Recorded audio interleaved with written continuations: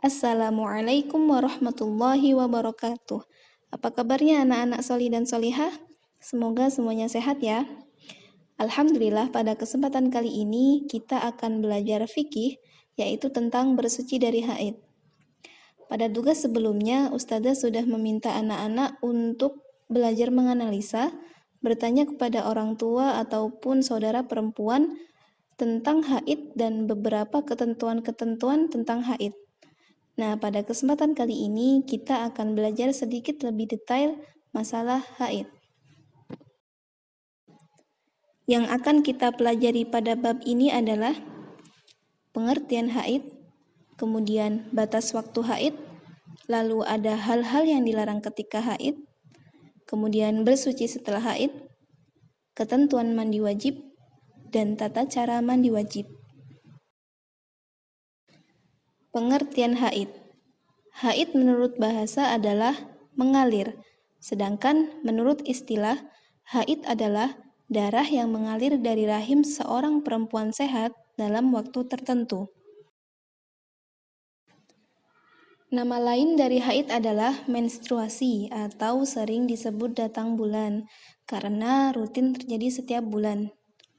Keluarnya darah haid yang pertama kali pada perempuan menandakan bahwa ia telah memasuki usia balik sehingga wajib baginya melaksanakan kewajiban sebagai umat Islam. Darah haid pada umumnya berwarna merah kehitaman dan berbau tidak sedap. Batas waktu haid. Berapa lama perempuan mengalami masa haid?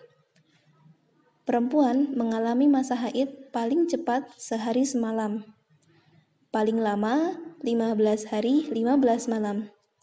Pada umumnya, perempuan mengalami haid antara 6 sampai 7 hari. Darah haid yang keluar lebih dari 15 hari dinamakan darah istihadah atau darah penyakit. Hal-hal yang dilarang dilakukan oleh perempuan ketika haid. Yang pertama adalah sholat, baik itu sholat wajib maupun sholat sunnah, sebagaimana sabda Nabi Shallallahu Alaihi Wasallam yang artinya, apabila datang masa haidmu, maka tinggalkanlah sholat. Kemudian yang kedua adalah puasa, sebagaimana yang disebutkan dalam hadis yang artinya, kami sedang haid ketika bersama Rasulullah Shallallahu Alaihi Wasallam. Ketika kami telah suci, kami diperintah untuk mengqadha puasa dan tidak diperintah untuk mengqadha sholat. Maksudnya adalah, ketika seorang perempuan sedang haid, maka ia tidak harus mengganti sholatnya yang ia tinggalkan karena haid. Akan tetapi, ketika ia meninggalkan puasa wajibnya, seperti puasa Ramadan, karena ia sedang haid, maka ia harus mengganti puasanya di hari yang lain. Lalu yang ketiga adalah membaca Al-Quran, sebagaimana yang disebutkan dalam hadis yang artinya, orang junub dan haid tidak boleh membaca sesuatu pun dari Al-Quran. Kemudian yang keempat adalah memegang Al-Quran, sebagaimana firman Allah Subhanahu wa Ta'ala yang artinya tidak menyentuhnya, yaitu Al-Quran, kecuali hamba-hamba yang disucikan. Lalu yang kelima adalah tawaf. Tawaf adalah mengelilingi Ka'bah. Lalu yang keenam adalah i'tikaf. I'tikaf adalah berdiam diri di masjid. Bersuci setelah haid. Haid termasuk dalam kategori hadas besar, dan untuk mensucikannya tidak cukup hanya dengan berwudu.